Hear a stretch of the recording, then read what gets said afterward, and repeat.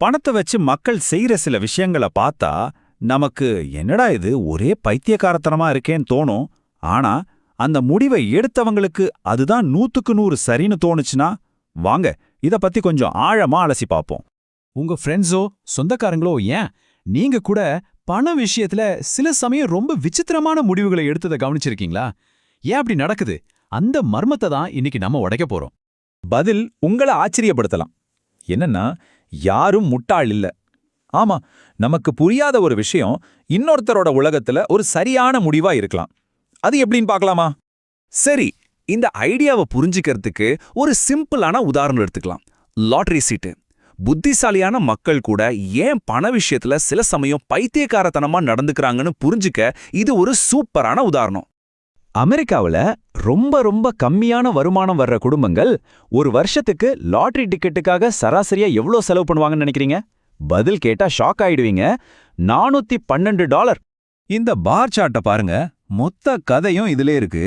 வசதியானவங்களை விட ஏழை மக்கள் தான் கிட்டத்தட்ட 4 மடங்கு அதிகமா லாட்டரிக்கு செலவு பண்றாங்க. யாருக்கு பணம் ரொம்ப தேவையோ அவங்க தான் அதை வீணடிக்கிற மாதிரி தெரியுது இல்லையா? ஏன் இப்படி? இது ஒரு ஏழை மனிதரோட பார்வை. அவங்கள பொறுத்த வரைக்கும் அவங்க பணத்தை வீணடிக்கல, நம்பிக்கைய வாங்குறாங்க. அவங்களால எட்டவே முடியாத ஒரு வாழ்க்கை, அந்த வாழ்க்கைக்கான ஒரு சின்ன வாய்ப்பு, அதை விலைக்கு வாங்குறாங்க. இந்த லாட்டரி உதாரணம் நம்மள ஒரு பெரிய உளவியல் உண்மைக்கு கூட்டிட்டு போகுது. நம்மளோட தனிப்பட்ட அனுபவங்கள் தான் பணத்தை பத்தின நம்ம பார்வையை தீர்மானிக்குது. இந்த சார்ட் பாருங்க, ஒரு ஆச்சரியமான உண்மையை காட்டுது. இந்த உலகத்துல நடந்த கோடிக்கணக்கான விஷயங்கள்ல நம்மளோட அனுபவங்கிறது ஒரு சின்ன தூசிக்கு சமம். ஆனா உலகம் இப்படிதான் இயங்குதுன்னு நாம நம்புறதுக்கு அந்த சின்ன அனுபவம் தான் 80% காரணம். யோசிச்சு பாருங்க. சரி, இந்த அனுபவ வித்தியாசம் தலைமுறைக்கு பணத்தை பத்தின பார்வைகளை எப்படி மாத்துதுன்னு சில நிஜமான உதாரணங்களோட பார்க்கலாம். நீங்க எந்த வருஷம் பிறந்தீங்கன்றது உங்க நிதி பார்வையை எப்படி தீர்மானிக்குதுன்னு பாருங்களேன். 1950ல பிறந்தவங்க டீனேஜ்ல இருந்தப்போ ஸ்டாக் மார்க்கெட் எங்கேயுமே போகல, அப்படியே இருந்துச்சு. ஆனா 1970ல பிறந்தவங்க அதே வயசுல இருந்தப்போ மார்க்கெட் 10 மடங்கு வளர்ந்துச்சு. இப்போ சொல்லுங்க, இந்த 2 குரூப்பும் ஸ்டாக் மார்க்கெட்டை ஒரே மாதிரி பாப்பாங்களா? வாய்ப்பே இல்ல. ஸ்டாக் மார்க்கெட் மட்டும் இல்ல, பணவீக்கமும் அதே கதை தான். 1960ல பிறந்தவங்க விலைவாசி ராக்கெட் வேகத்துல ஏறத பார்த்தாங்க. ஆனா 1990ல பிறந்தவங்களுக்கு பணவீக்கம்னா என்னன்னே பெருசா தெரியாது. இதிலிருந்து என்ன தெரியுது? நம்ம இளமைக்கால அனுபவங்கள் தான் பணத்தை பத்தின நம்மளோட உள்ளுணர்வுகளை ரொம்ப ஆழமா உருவாக்குது. இந்த மேற்கோள் எல்லாத்தையும் அழகா சுருக்கமா சொல்லுது. சில பாடங்களை புரிஞ்சுக்கிறதுக்கு முன்னாடி அதை அனுபவிச்சிருக்கணும்.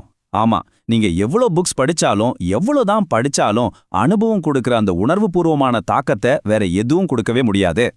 இது வெறும் தலைமுறை இடைவெளி மட்டும் இல்ல, நம்மளோட வாழ்க்கை சூழல்கள் எவ்வளவு வித்தியாசமா இருக்கோ அந்த அளவுக்கு நம்ம நிதி உலகங்களும் வித்தியாசமா இருக்கு. எப்படின்னு சில உதாரணங்களை பார்க்கலாம். அமெரிக்காவோட ஒரு தலைமுறையே புரட்டி போட்ட கிரேட் டிப்ரெஷன் பத்தி ஜனாதிபதி கென்னடிக்கே நேரடி அனுபவம் இல்லைன்னு அவரே சொல்றாரு. பாருங்க, ஒருத்தரோட பார்வை அவரோட சூழ்நிலையால எந்த அளவுக்கு கட்டுப்படுத்தப்படுதுன்னு இது காட்டுது.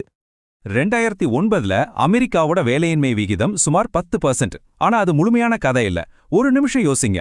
டிகிரி முடிச்ச 45 வயசு வெள்ளப்பெண்ணுக்கு அது வெறும் 4% தான். ஆனா ஸ்கூல் படிப்பு முடிக்காத ஒரு இளம் ஆப்பிரிக்க அமெரிக்க பையனுக்கு அது 49%. நம்ப முடியுதா? ஒரே நாடு, ஒரே நம்பர். ஆனா 2 பேருக்கும் அது 2 வேற வேற உலகங்கள். இது ஒரு சீன தொழிற்சாலை ஊழியரோட உறவினர் சொன்ன ரொம்பவே சக்தி வாய்ந்த வார்த்தைகள். தொழிலாளர் சுரண்டலை நம்ம பார்க்குற விதத்தையே இது ஒரு நிமிஷம் கேள்வி கேட்க வைக்குது.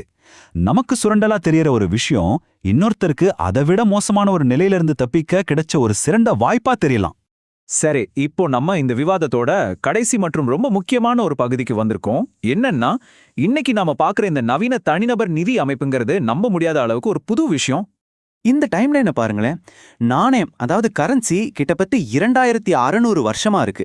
ஆனா இன்னைக்கு நம்ம எல்லாரும் நம்பி இருக்கிற 401k, ராத் தயாரே மாதிரியான ரிட்டையர்மெண்ட் திட்டங்கள்லாம் வெறும் 50 வருஷத்துக்குள்ள வந்தது தான். உண்மையில நேத்து வந்தது மாதிரி தான். அப்போ இதோட அர்த்தம் என்ன? ரொம்ப சிம்பிள். பண விஷயத்துல நம்ம தடுமாறுறதுல எந்த ஆச்சரியமும் இல்ல. ஏன்னா இந்த புது ஆட்டத்தை விளையாடுறதுக்கு நமக்கு பல தலைமுறை அனுபவமோ பரம்பரை ஞானமோ எதுவுமே கிடையாது. சுருக்கமா சொல்லணும்னா, நம்ம யாரும் பண விஷயத்துல முட்டாள்கள் இல்ல. நம்ம எல்லாருமே இந்த புது நிதி உலகத்துல நமக்கு கிடைச்ச சின்ன சின்ன அனுபவங்களை வச்சுக்கிட்டு எப்படியோ சமாளிச்சுக்கிட்டு இருக்கோம், அவ்வளவுதான். அதனால இந்த கேள்வியோட உங்களை நான் விட்டுட்டு போறேன். உங்களோட தனிப்பட்ட அனுபவங்கள் பணத்தை பத்தின உங்க பார்வையை எப்படி உருவாக்குச்சு? கொஞ்சம் யோசிச்சு பாருங்க, உங்க கதை என்ன?